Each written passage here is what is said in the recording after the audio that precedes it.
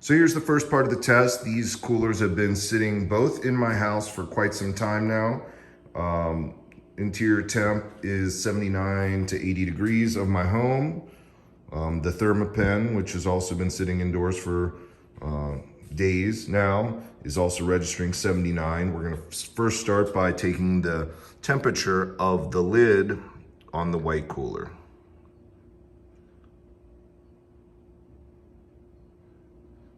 Leave it there, no change. It is at room temperature, 79 degrees. Green cooler. Also, and I'm touching the smooth part of the surface because my assumption is that there's a little more surface area contact there given versus the textured grippy part of the lid. Also, we're seeing the green registering at 79 degrees. Now we're gonna set both coolers outside in the Arizona sun. It's not really a hot day, but it's really the sun here that I'm trying to capture that difference.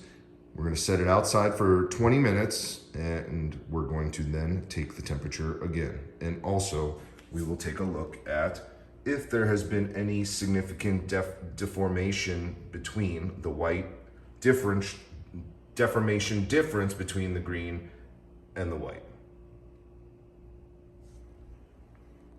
All right, it's now time to check the results of the test. These two coolers have been both outside for the exact same amount of time, which ended up being about 40 minutes. I know I initially said that I would let them sit outside for 20, but I wasn't able to get out here to check the temperature when the alarm went off after 20 minutes. But yes, the important part is they've been outside for the same amount of time, and 40 minutes is still not very long considering we're talking about coolers that are supposed to hold ice for days that inevitably will be in the sun for extended periods of time. So what I'm going to do is first test the green cooler. Based on previous tests, I know that that one's going to be hotter. So I think that that actually gives the white cooler an advantage in terms of having a lower temperature because the Thermapen may carry over a little bit of residual heat. So we'll test the hot cooler first and see what temperature that is, and then we will test the green. And I think by doing it in that order, the difference between the two will be at least that temperature difference or more, not less.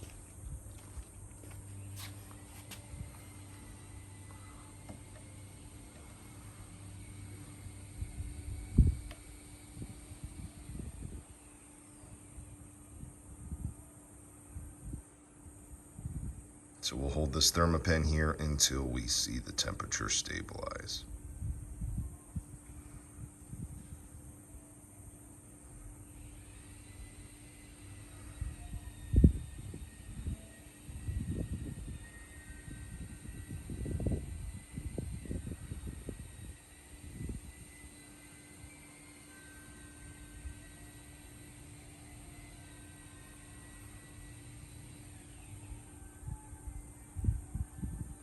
Seems pretty stable there, somewhere teetering a little bit. We'll call that 131 degrees.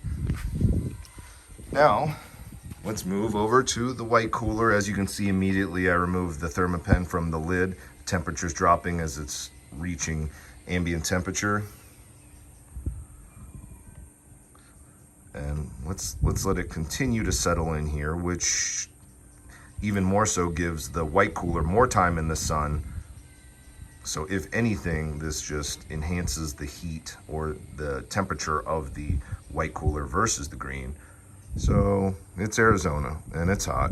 So we'll call it stabilizing at 105. Now let's touch the cooler.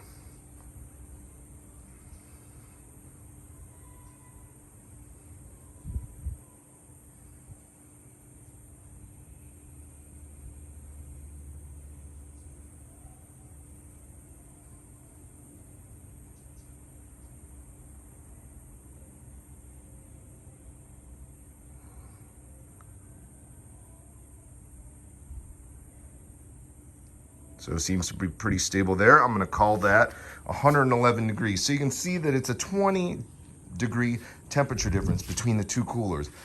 And that is quite substantial. So if now we just go to a subjective test, what this would feel like against your bare skin if you were sitting on it. or a kid was sitting on it, that is hot. That's about as long as I can hold my hand on that lid.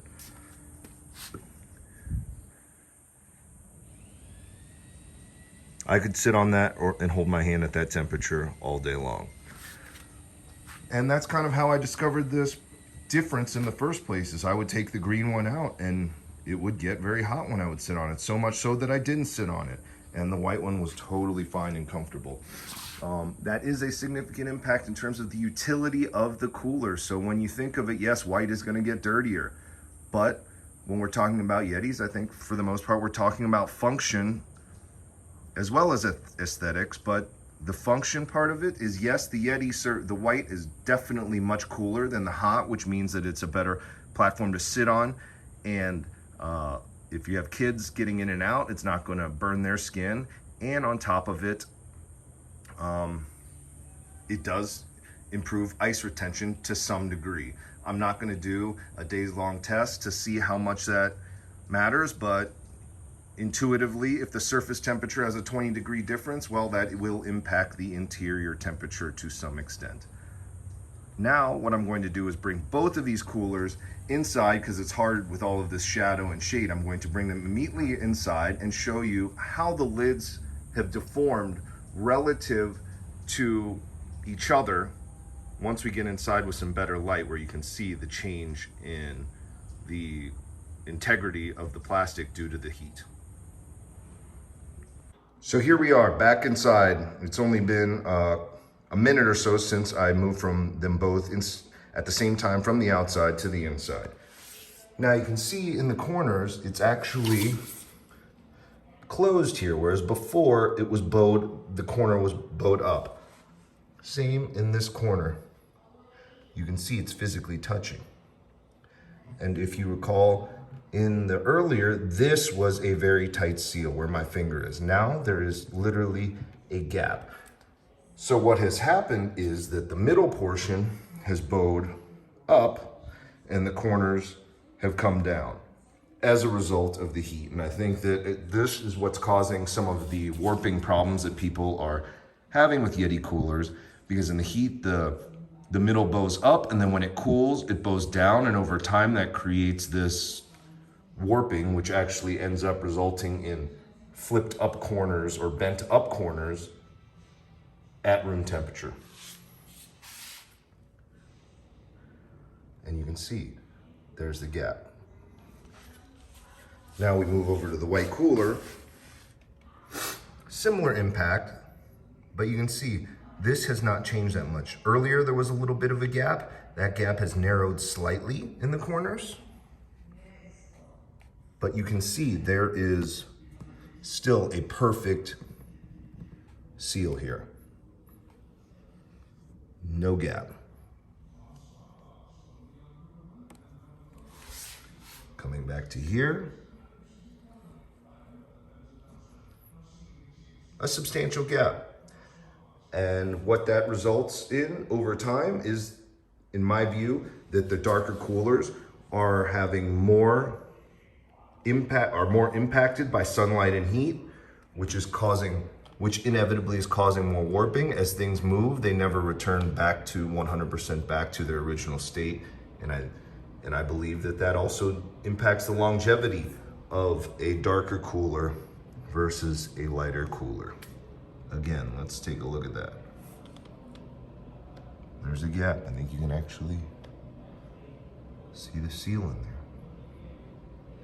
And you can see how the corners are pinching down, whereas before at room temperature, the center was perfectly tight and the corners were flipped up. Here, we've got a little bit, this gap here is narrower than it was before. But look at that. Still a perfectly tight seal in the center. In general, the white cooler actually has probably a better seal after the exposure to sun and heat than the green one. One more time. The green. You can see into that space. hard to demonstrate with the camera, and take a look at that. Take a look at that.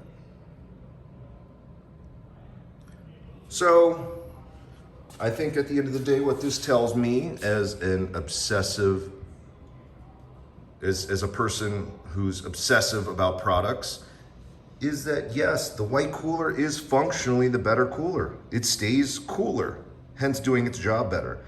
And as a result of staying cooler, it warps a lot less, which means its longevity and the quality of the seal are better. Now, if that doesn't matter to you and you live in cooler temperatures and you like the aesthetics of the colors, then of course, go for that. But I just wanted to give you the information as a consumer. There is a difference, and it is clear. And in the Arizona sun, or any sun for that matter, the darker color coolers get hot and are not comfortable to sit on. White cooler, totally fine, with minimal deformation due to heat and sun. So I hope that helps you make a good decision when you go buy a crazy expensive cooler, because it's annoying when you get one and it doesn't do what you want it to do. I just wanted to do one more clip, a follow-up. Now that the coolers have now returned to room temperature, I can show you what has happened. Demonstrated the gap in the middle earlier, where I could almost stick my finger in there. Now that it's cooled, is back to a tight seal in there. And as you can see earlier here, this corner was touching here and causing the entire cooler to bow up in the middle in here, which was creating a massive gap in the center section. So this is after the heat test and after this cooler has returned to normal temperature, normal room temperature. You can see there, coming all the way across. No gap. Earlier you could actually see the seal in the space. And over in this corner you can see earlier this area of the corner was also touching, which after 40 minutes is a lot of warping for such a sturdy cooler.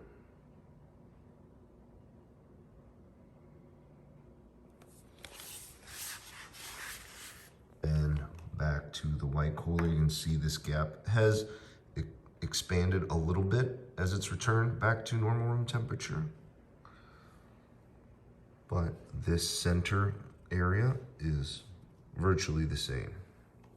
And the corner has opened up a little over here as well, but very modest and hard to even notice unless you're obsessed with these types of details, which I am.